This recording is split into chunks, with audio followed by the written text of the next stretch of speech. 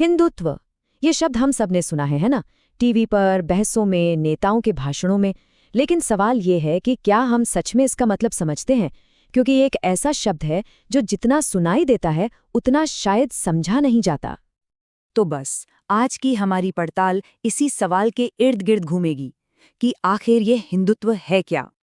तो इस सवाल का जवाब ढूंढने के लिए हम इसे 5 हिस्सों में देखेंगे। सबसे पहले जानेंगे कि इसकी परिभाषा क्या है, फिर इसके मूल सिद्धांत क्या हैं, ये एक विचार से आंदोलन कैसे बना, आज की राजनीति में इसका असर कैसा है, और आखिर में इससे जुड़ी आलोचनाएं और बहसें क्या-क्या हैं।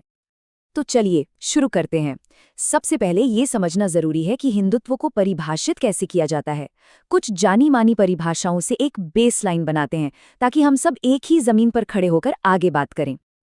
देखिए, ऑक्सफोर्ड इंग्लिश डिक्शनरी क्या कहती है। इसके मुताबिक हिंदुत्व एक ऐसी विचारधारा है, एक ऐसा मूवमेंट है जो भारत में हिंदुओं और हिंदू धर्म का दबदबा या कहिए प्रभुत्व कायम करना चाहता है। इसे सीधे शब्दों में हिंदू राष्ट्रवाद भी कहा गया है। तो ये हमें एक अच्छी न्यूट्रल स्टार्टिंग पॉइंट देता है।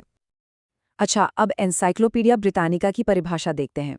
वो इस बात को थोड़ा और खोलकर समझाता है। वो इसे हिंदूपन कहता है, मतलब एक ऐसा विचार जो भारतीय कल्चर को हिंदू वैल्यूज का ही एक रूप मानता है।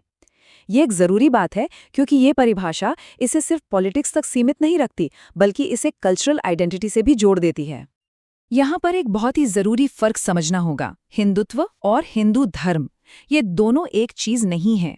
हिंदुत्व, जैसा कि वीडी सावरकर ने इसे गढ़ा, एक पॉलिटिकल आइडियोलॉजी है, एक राजनीतिक विचारधारा। वहीं हिंदू धर्म, वो तो एक बहुत बड़ी, बहुत विविध आध्यात्मिक परंपरा है। यहाँ तक कि भारत के सुप्रीम कोर्ट ने भी इसे अ वे ऑफ लाइफ यानी जीने का एक तरीका कहा है। ये फर्क समझना इस पूरी बातचीत के लिए बेहद अहम है। तो चलिए अब इस विचारधारा की जड़ों में चलते हैं। देखते हैं कि इसके मूल सिद्धांत क्या हैं और इन्हें इसके संस्थापक विनायक दामोदर सावरकर ने कैसे समझाया था।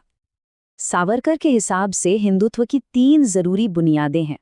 पहली है राष्ट्र, मतलब सिंधु नदी से लेकर समंदर तक की ये जमीन, ये भौगोलिक एकता। दूसरी है जाति, यहाँ इसका मतलब है एक कॉमन रेस, एक साझा खून जो वैदिक पूर्वजों से चला आ रहा है।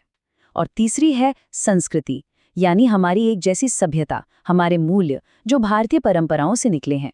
सावरकर का कहना था कि जिसके लिए ये तीनों चीजें पवित्र हैं वही हिंदू है। अब सवाल ये उठता है कि इस विचारधारा में गैर हिंदू समुदायों की जगह क्या है।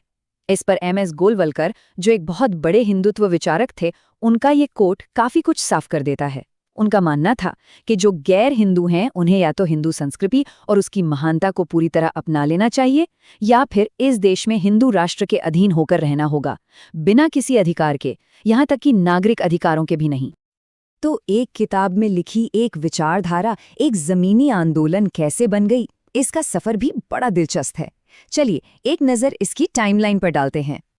इसकी शुरुआत होती है 1923 में, जब सावरकर की किताब छपती है Hindutva, who is a Hindu. ठीक 2 साल बाद 1925 में इसी विचार से प्रेरणा लेकर के.बी. हेडगेवार आरएसएस यानी राष्ट्रीय स्वयंसेवक संघ की स्थापना करते हैं। फिर 1949 में आरएसएस के सहयोग से एक पॉलिटिकल पार्टी बनती है, भारतीय जनसंघ। और फिर आता है 1980, जब भारतीय जनता पार्टी यानी बीजेपी का गठन होता है, जो 1989 में हिंदुत्व को अपनी ऑफिशियल आइडियोलॉजी घोषित कर देती है।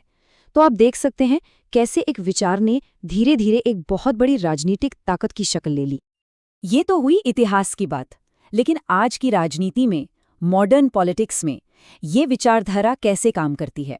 अब हम देखेंगे कि 2014 के बाद से बीजेपी सरकार के दौर में हिंदुत्व एजेंडे के कुछ बड़े उदाहरण कौन से रहे हैं, जैसा कि हमारी सोर्स मटेरियल में बताया गया है। सोर्स मटेरियल के हिसाब से देखें तो कुछ बड़े पॉलिसी एक्शन सामने आते हैं, जैसे कि जम्मू और कश्मीर को जो स्पेशल स्टेटस मिला हुआ था उसे आर्टिकल 370 हटाकर खत्म कर देना। दूसरा, सुप्रीम कोर्ट का वो फैसला जिससे अयोध्या की विवादित जमीन पर राम मंदिर बनने का रास्ता साफ हुआ।